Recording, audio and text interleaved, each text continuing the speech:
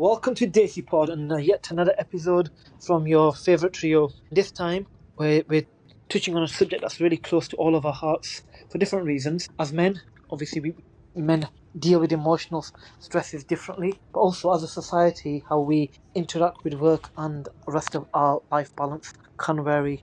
So, Abdurrahman, what is today's topic? So today's topic is, I think, something that we can all relate to some degree. It is the impact of work stress on life in general, because it's not an isolated thing. It's not something that just happens within the workplace. It does impact the different parts in your life. So, who's going to get us started? How does work and work stresses impact a person's well-being?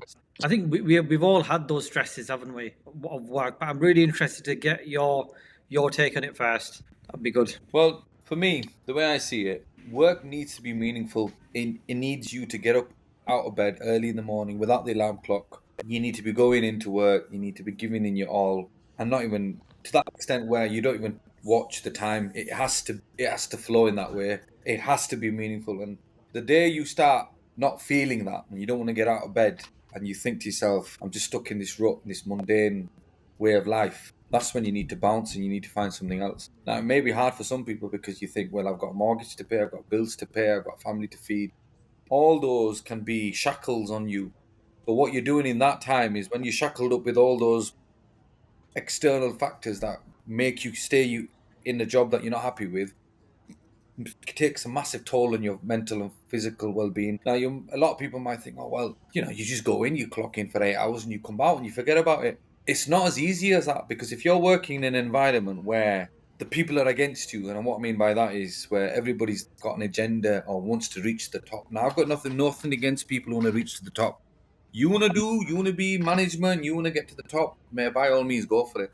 But don't be using that or engineering your move by screwing people over or harming them or trying to befriend them to get information out of them and then stabbing them in the back. Because you know what they say, it's lonely at the top for a reason, isn't it? Because if you do all that, you won't have a crowd behind to support you. And unfortunately, we're in an environment where there's a lot of toxic workplaces. Toxics in a way where good people who are really good at what they are at their craft are leaving because they've been maneuvered out or engineered out from that system. And I know many people who were absolutely the best at the job, and unfortunately change of management, somebody new comes in, new ideas, and instead of understanding the culture at work or understanding the ethos and how this company works, want to stamp the authority straight away with a cast iron and say, no, that's how we do it now. I'm the top dog now. I say what I say. Ruffle feathers and all the best people go, and then they'll think, right, we'll just hire new recruits who are young and green. They can't adapt to the society, the culture, and it just becomes very toxic through and through. And unfortunately, before it's too late, the best people go. And I've seen it happen time and time again. It's unfortunate, but they know what they're doing. Unfortunately, they do. It's not about cashing your check, making your paycheck and taking it home with you. It's about everything. You need to be in a place where you can go, do your work, and feel as though you're contributing to society.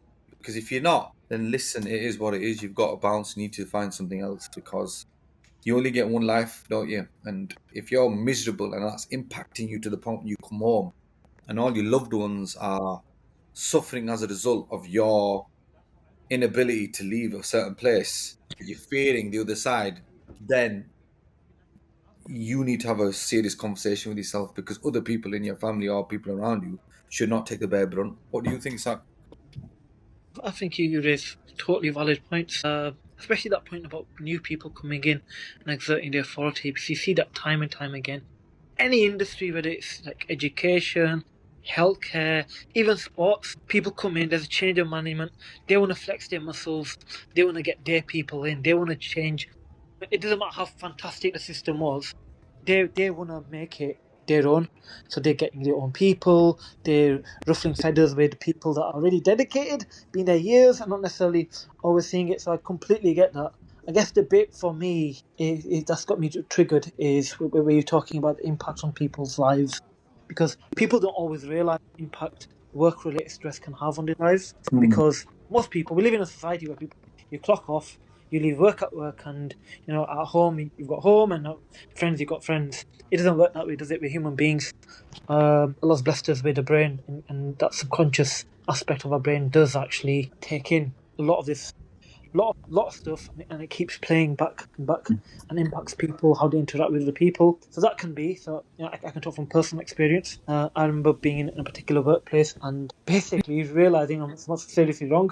Yeah, tried fixing it, but obviously there was a system, there was a hierarchy, there was a club. Didn't quite agree with them because I would expose some of the things that they were doing. Life became a bit difficult at work. That impacted how I felt about myself. That impacted how I was interacting with people at home, how with friends. I suddenly went from this happy, bubbly, young man to quite a grumpy, almost pensioner-like. And that Scrooge appeared. And you don't always immediately realize you're changing until somebody points it out to you. And it wasn't until somebody literally just did that, saying, listen, what's going on? You used to be a bit more chill than this. Then it took me a moment and I realized, you know what? Spot on. And then having conversations with other people, other men especially, that playing of the subconscious does impact us males a lot more than it does females. But I think it is equally true, irrespective of your gender, that when you are going through workplace stresses, workplace tensions, it overflows into your life. But it goes back to that old saying, doesn't it? We should be working to live, not living to work. So if the environment's not suitable, as you said, it's a high time to actually sometimes think. But I do think there's a challenge in that because that depends on the job market. The job market at the moment is quite difficult.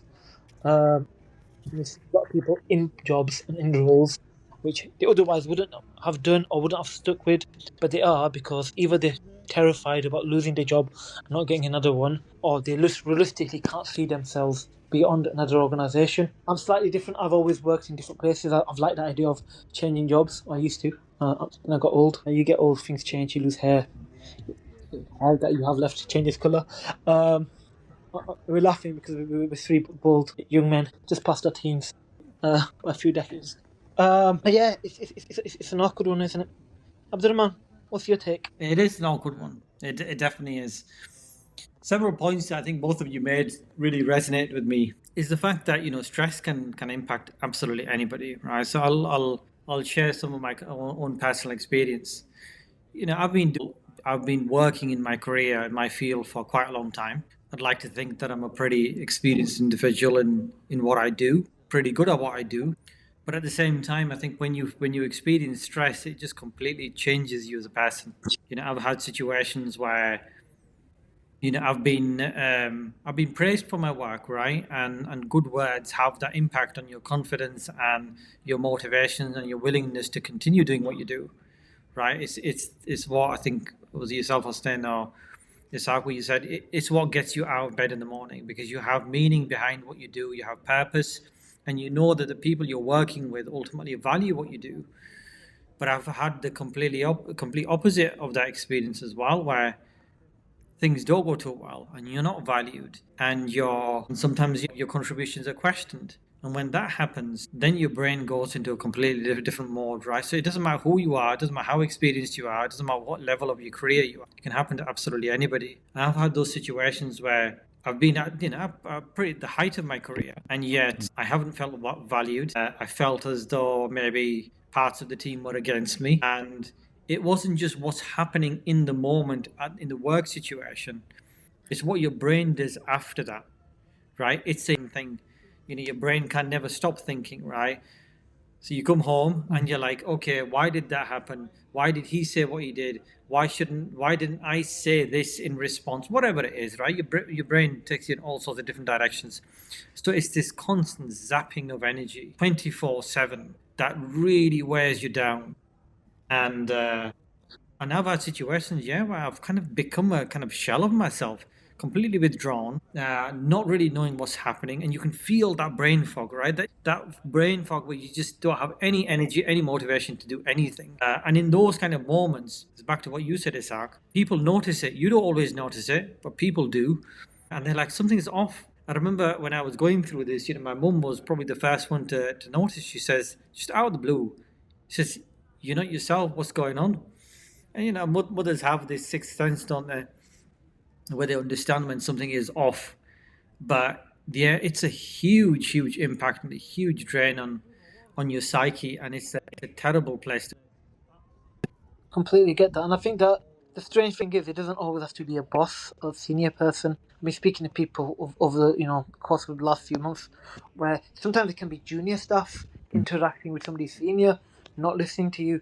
Be it if you're a teacher, the teaching assistant suddenly becomes awkward. I remember being on a hospital ward, working and seeing a healthcare assistant. Doctor comes and asks for something. The healthcare assistants didn't like this doctor. They give him attitude, and I was left flabbergasted. I'm like, but he's asking you for something that's going to help a patient, but no, the playground tactics come in. And equally, it can be a manager that just it can ruffle your feathers because they don't like your approach or they think they know best. And I think it's both are equally challenging, but challenging in different ways. Dealing with somebody junior trying to be senior, pushing above their weight, or equally people that are quite senior, but for a full fact they are in over their heads. They don't really know what they're doing, and instead of admitting that they need to step down or redelegate stuff, they start making lives of other individuals harder. Hasn't it felt like you want to come in there? No, it's interesting what you both said, and I think it comes down to leadership. Really, leadership is not being in charge of people; it's about taking care of those you are in charge of. And a great leader will do that. That's what Simon Sinek said, and it's so true because a great leader will have that ability to get the best out of people. Now, I get it. There's other individuals who have that narcissistic trend where they'll come in and think, "No, it's all about me, my show. I call the shots. You listen to me." Well, how long is that going to last? Because your best people will leave and you will get individuals who will come in who just want to get into the industry. They'll learn a bit and then they'll leave. And what will happen? You'll have a massive turnover of staff. And if you're having a massive turnover of staff, that should be alarm bells for people above seniors thinking, well, what's going on at the ground level? But if you're sat high up in your own office and you're up above in the clouds and you've got grapes being fed to you and you've got the harp playing and you think, oh, everything's all rosy with people underneath, there's a war going on, then as a leader, you need to see what's going on. You need to come down and say, wait a minute, what's going on? How are you? Building conversation. I think a lot of people forget the art of small talk. They don't know how to communicate with people. It's just literally as it is. They'll have a conversation with you and it's meaningless. None about where you leave conversational threads where you'll ask somebody and then you catch up from that point. For I'll give you an example. There's a cleaner. That person's doing a job, but you can't treat them as just a cleaner. That's a person behind what they do. You speak to them, so how are you? How you build that relationship with them, and then you relationship evolves and grows. But I've realized with a lot of these massive corporate companies and entities, I think a lot of them have become too. You're just a little piece within a piece within a piece. That's what you are. And then what happens is, end of the day, you could be replaced like that. And the minute you fall ill, and I know many people who fallen ill because they've given their all to work to the point that they can't physically move. Like you said, brain fog. They feel anxious. The anxiety kicks in. Going to see doctors, not being able to be the best that they were before, and then feeling it as though it's just their fault. And the management don't even have the decency to pick up the phone and say, "Oh, how are you? You okay? I just want to know if you're all right. Touch base with you." No. Oh, we'll get HR to speak to you. What does that mean? Yeah, there's certain procedures put in place, but where's that human side gone? And unfortunately, that's why a lot of guys are leaving massive companies and working for smaller boutique places, because with smaller boutique places, at least you have that home, you have that community feel, don't you? Where individuals feel as though they can be part of something. For massive organizations, I'm not saying all of them, but a lot of them that I know people who I've worked for have said it's you're just a number. So I could be wrong. No, I think you're onto something there. But I guess my question is, do you think that is enough? I remember back, hearing from people of our parents' generation, my dad. I'm sure you've heard it from people in your community as well, guys. That there was a sense of pride. The manager would take an interest in, it's his company. Even though he might be employed by somebody else, he would act to the best of his ability, recognizing that was his delegate job. Whereas now, you could be working, even whether it's a small firm, medium sized enterprise, a massive national or multinational company, people don't seem to have that same level of respect for their workplace, for each other, the staff, or the ethos of their work organization. I think it comes down to tact as well, being having the ability to really speak to somebody. And a lot of people unfortunately don't have that. They don't have the tact, they don't have the nuance, they don't have the ability to communicate at a human level. They don't have social and people skills. I think nowadays people are just, when they get to a certain position, they become top dog. They speak to you in a certain tone which can be condescending, or it can become very off-putting.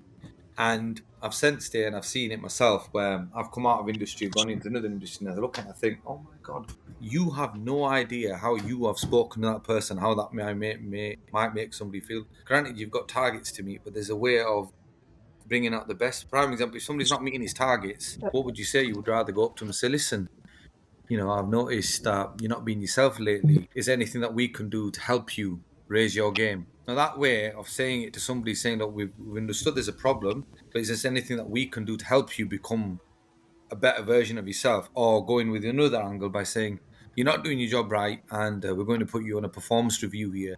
That then itself is going to cause more of an impact on that person, where actually putting an arm around them and saying, look, I know you're capable of doing the job because I employed you and I know what you can bring to the company because your credentials prove it. But something's not right here, so I need to get to the bottom of this, because if I don't get to the bottom of this and help you elevate yourself, then I'm not doing my job properly. But then replacing them, thinking, we'll replace him with somebody else. It's like, prime example, Man United is a football club. Many managers have come in and I've all said the same thing. The culture of the club's not right. I'm a diehard Man United fan. I've been following for years, and now I'm not digressing, but it's the same point. When Alex Ferguson was at the helm, he controlled everything, and everybody had that level of respect, and they performed. And no matter how bad the team was or what was happening behind the scenes, he took in charge. He protected his players when he needed to. He gave them the hairdryer treatment in private. But then when he left, it's all capitulated. You've got all these other managers coming in, trying to say something or try to stamp the authority, and it's failing. Unfortunately, the same players they're not getting the best out of it. Now they blame the players, or they blame the management, they blame the hierarchy. Something is not right there. And that's with a lot of places. Fortunately, the best will always attract the best, and people will move side to side and pivot and find another role. So it's down to you as a person. If it's affecting you mentally, nothing's worth your mental health, your health in general, because you only live once. But if there's something wrong with you fundamentally, and as a result you become really ill, people around you, you lose relationships, you break, for what work? I think that's a wrong way to go. You need to look at yourself and think, wait a minute, take a rain check on yourself and look, I'm doing something wrong here. I'm not who I am. And you have these conversations, and if you don't see yourself in the mirror and have those true, real, heart-to-heart conversations with yourself, then it's all over. I think it's just Pete Tong. It goes all downhill then. So it's down to you as a person. And that's the thing, though, isn't it? It's interesting what you said. You used the example of Fergie, and I smiled. Because obviously Fergie had led, but Fergie's style of leadership and that era of manager, just look, taking the football analogy and bringing it back to the every day, every place, workplace. It's an old school manager type, isn't it? Where the manager had respect. Some managers earn respect by fear. Brian Clough, fine example. But again, not necessarily keeping this to football. But some managers have a very specific style of leadership where it's about nurturing, it's about coaching, it's about being on a journey. Others are very much about telling people what to do. And I think the one that we all appreciate is those that give you that autonomy, so that you can be part of that autonomous journey, and you're traveling on that together, so you can grow as an individual, you can, for the betterment of whatever organization, whatever workplace you're working at, and you can deliver and get the best results all around. Abdurrahman, so yeah, what's your take on in terms of how we've spoken about the impact that workplace stresses can have? We spoke about some of the solutions in terms of work should never be the be all end all, just managing that stress, and obviously the impacts of that stress on a person's well-being, and seeing it that all of us are holistic people, that we have different aspects of our personality and personhood that can be impacted by work-based issues. Yeah, a couple of things I want to touch on, especially around this this subject of leadership.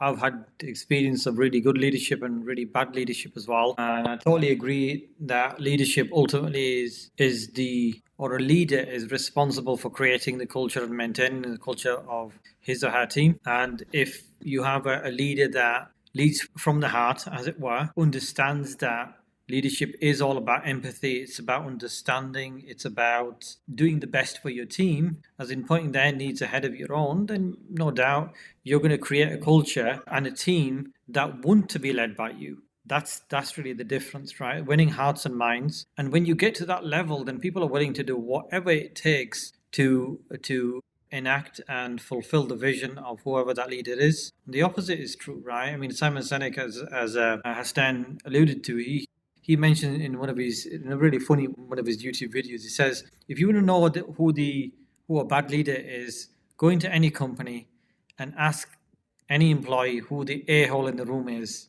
And if everybody points to the same person, then you know it's a bad leader, right? Those are the kinds of people that when as soon as they walk out the room, everybody's pointing fingers at them, probably for the right reasons, because of just how bad that leader is, or the people around him or her that he uses to, create that type of leadership. So absolutely, leadership is everything, and culture is everything.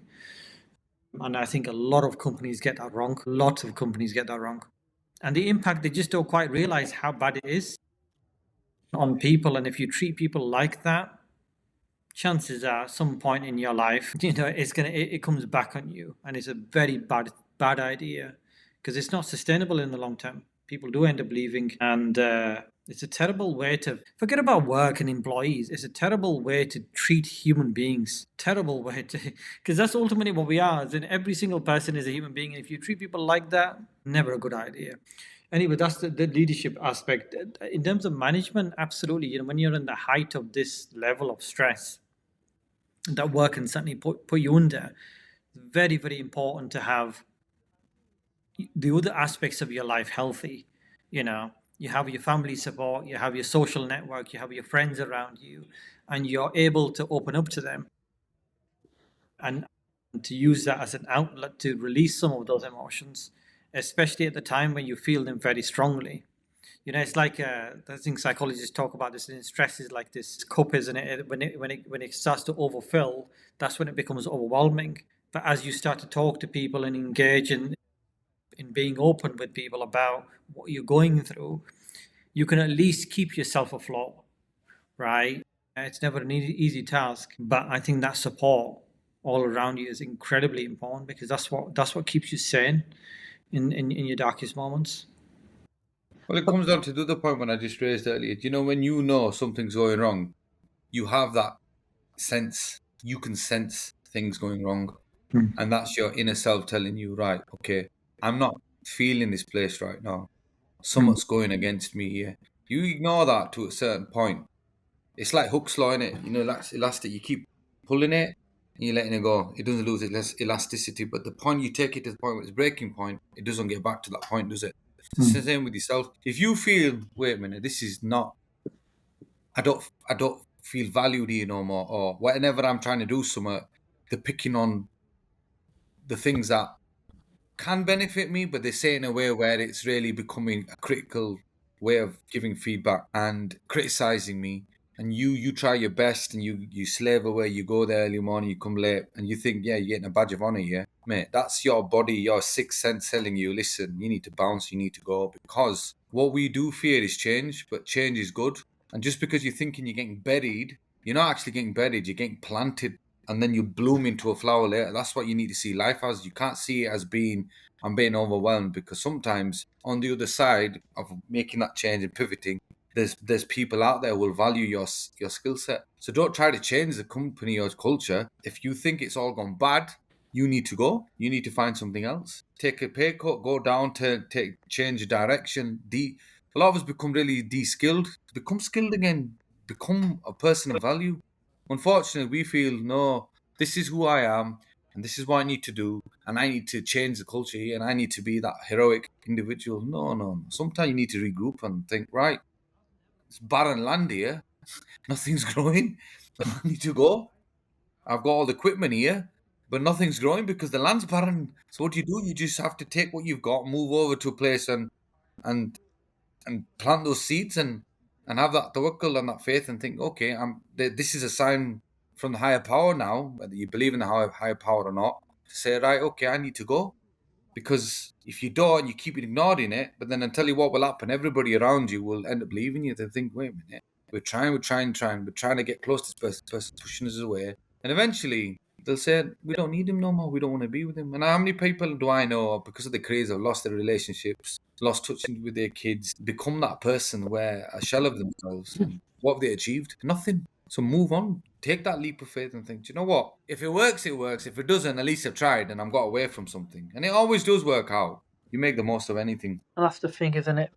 Just touching on the point of what you mentioned, obviously it's a stress bucket or the emotional bucket. We all have a certain amount of emotional stress that we can cope with. Being aware of what that bucket is and being able to respond accordingly when it's overflowing, or just before when it's 3/4 full, so that it doesn't overflow and it doesn't lead to a negative impact on health and well-being is really important.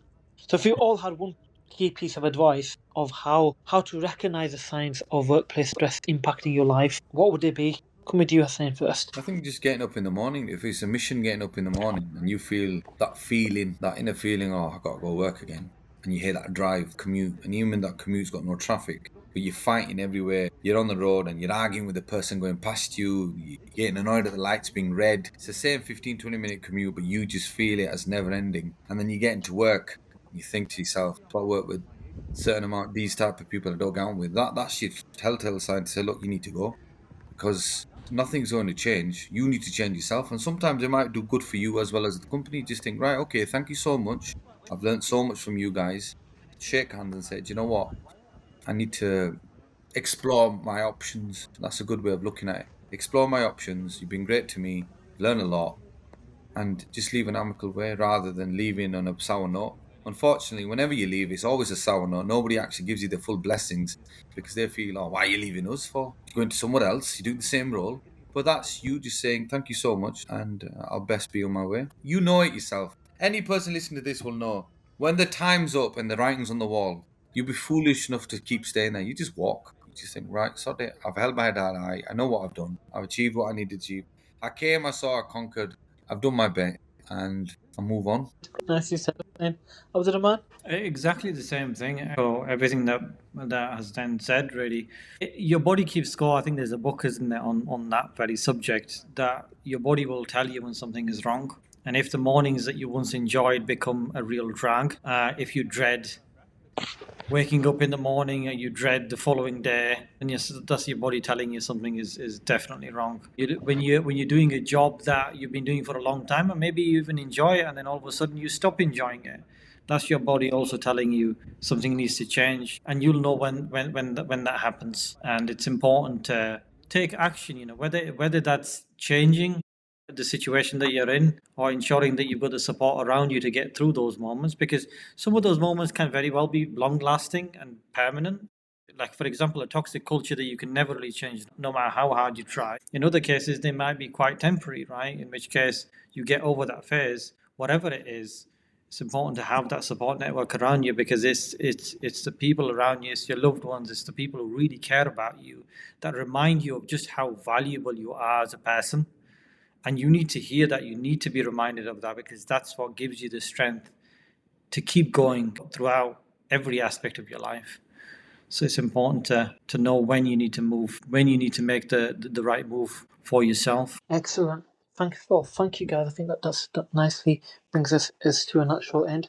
Recognizing that obviously workplace stresses can impact all of us at any point, and they can manifest in different ways. And it's really important to see beyond work being the be all and end all. And focusing on your well-being is really important, because you need to be somewhere where you can be free to be yourself. Incidentally, that was also the name of one of our earlier podcasts. If you haven't yet seen it, please do dial in, either on Spotify, TikTok, YouTube, or all the other platforms. Thank you, guys. Till the next one.